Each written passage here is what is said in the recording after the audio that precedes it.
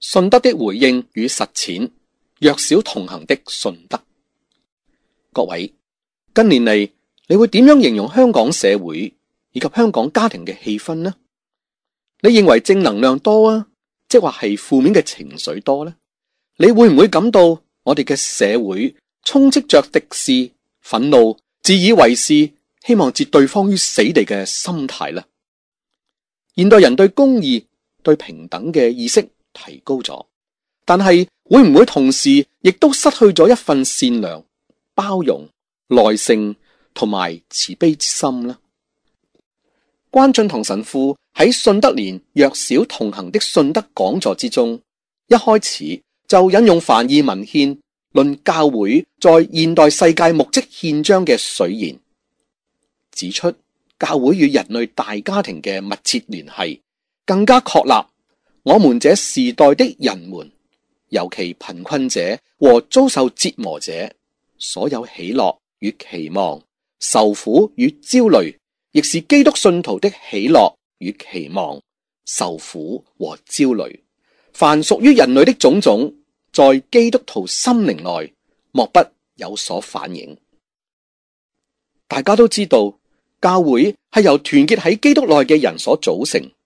而基督徒喺走向天父之國嘅旅途上，則由聖神領導，並接受咗向人類宣布福音嘅使命。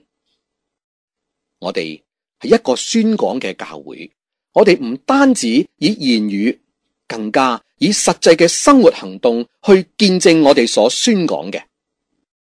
我哋絕對唔係生活喺一個堡壘式嘅教會裏邊，而係生活喺世界當中。我哋要關心人類嘅痛苦，因為基督徒嘅召叫就係要與貧困者以及遭受折磨嘅人士一齊喜樂，一齊哭泣。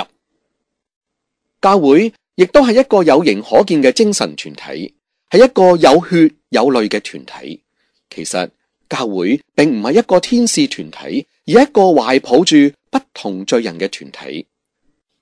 教會內嘅人有時都會跌倒，過住一啲有違福音嘅生活。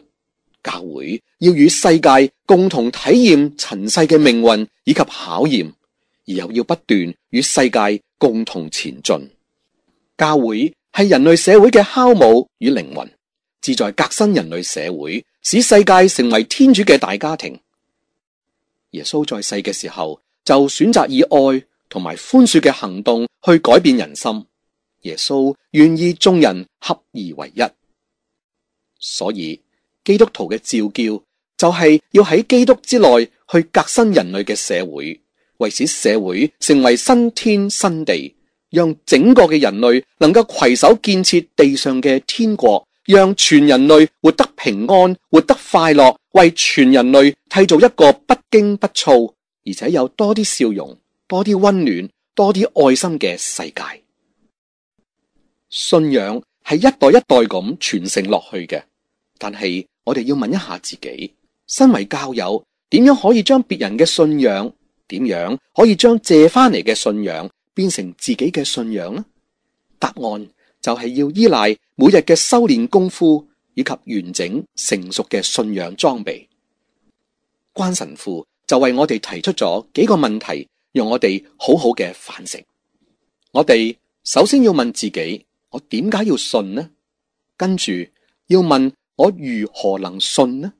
我哋更加要問自己，我點知你信呢？要回答我點解要信呢個問題，其實係一個理性嘅探索。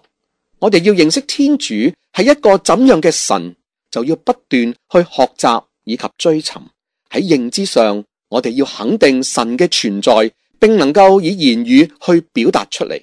從理性上明白我點解要信，則被稱為禪信。至於我如何能信，就係心性上嘅修持，係從自己嘅經驗上體驗到天主係一個點樣嘅神，就如一份赤子之心被天主嘅愛所觸碰，從而建立一份我與上主親密嘅關係。透過一份踏實嘅感覺，先至能夠信賴以及交託，堅持相信，呢個就叫做如信啦。咁我點知你信呢？就需要從你嘅行為，需要從你嘅生活以及態度，要被他人認出你相信主。若然生活上持守着基督徒嘅價值觀，行為與信仰嘅價值一致嘅，就可稱為恆信啦。以上談及嘅禪信、愚信以及恆信上嘅修煉，唔單止讓我哋思想上有主，心中有主，喺行為上更加能夠跟隨主。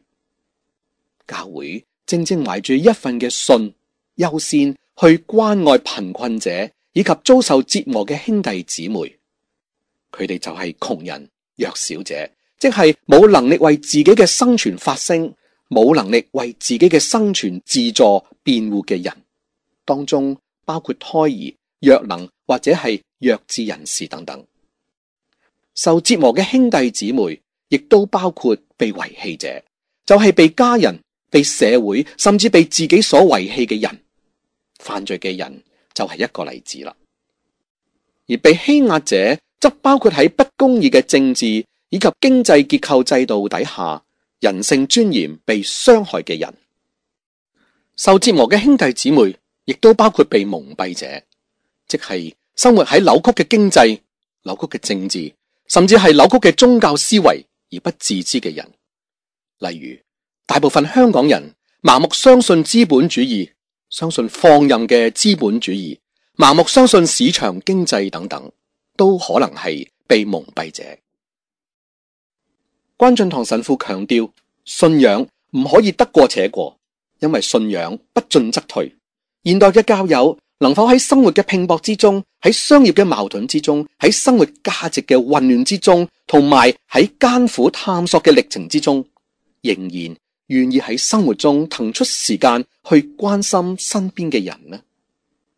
都讓我哋能夠選擇與窮人為伍，喺生活之中展示一份發自悲憫、善與人同、對眾生以愛還愛嘅手足之情，更能與弱小者同行，以發揮對天主堅定嘅信德。